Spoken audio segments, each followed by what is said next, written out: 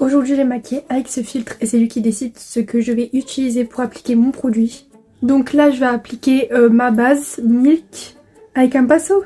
Mais d'où t'appliques ta base avec un pinceau en fait? Je vais utiliser ce pinceau là pour appliquer ma base. Et je vais faire ça comme ça. Ok, bon en vrai c'est pas mal d'appliquer avec un pinceau sa base, pourquoi pas. Donc maintenant je vais mettre mon anti-cerne. Et je vais appliquer avec un pinceau. Donc c'est pas mal parce que d'habitude je le mets avec un pinceau. Mon anti-cerne, donc ça sera comme d'habitude. Ok, donc après mon anti-cerne, je mets mon bronzer. Et je vais le mettre encore avec un pinceau, mais ça me met que des pinceaux en fait.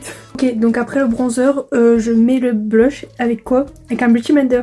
Ok, du coup comme je vais le mettre avec un Beauty Blender, bah, je pense que je vais prendre un blush liquide. Logique, je vais pas prendre mon poudre.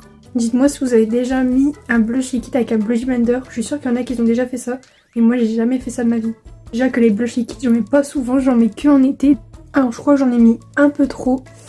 On va faire ça, comme ça. Oula, ouais. Et ça, comme ça. Et en vrai, nouvelle technique pour mettre ce blush liquide cet été en fait. C'est trop bien. Mais j'en reviens pas, je suis choquée, je sais pas si vous voyez bien. Mais c'est super bien estompé, surtout ce côté-là. Ce côté-là, j'en ai mis plus, du coup on voit mieux. Mais je suis choquée, ça s'estompe super bien et le résultat est super beau. Au lieu de le faire avec mes doigts, bah, je vais le mettre avec un petit blender, c'est carrément mieux. Donc normalement, après mon blush, je mets de la poudre, mais pour pas gaspiller le produit, voilà, je vais pas en mettre. Mais du coup là, je vais mettre mon highlighter. Pour mon highlighter, je l'applique comment? Avec les doigts, bah c'est parfait, c'est ce que je fais tout le temps. Donc moi, j'utilise l'highlighter Rare Beauty. J'en mets là comme ça, tac. Je prends mes doigts, je l'étale comme ça. Et j'en ai sur mon doigt, du coup après je tapote comme ça. Et voilà, j'ai de l'highlighter. J'avoue, avec cette technique-là, vous en avez pour plus de 10 ans, cet highlighter. Mais au moins, le résultat est beau. Ben voilà, et je vais mettre un peu de rouge à lèvres pour voir ce qu'il me propose et pour voir ce que je peux faire avec. Donc pour estomper, enfin pour appliquer mon rouge à lèvres, je vais utiliser quoi? Un pinceau. Je pense que je vais prendre le gloss Fenty Beauty en vrai parce que c'est le seul où je peux vraiment en avoir sur le pinceau et que je peux vraiment bien appliquer quoi. Bon, j'avais déjà du gloss sur mes lèvres, mais bon tant pis.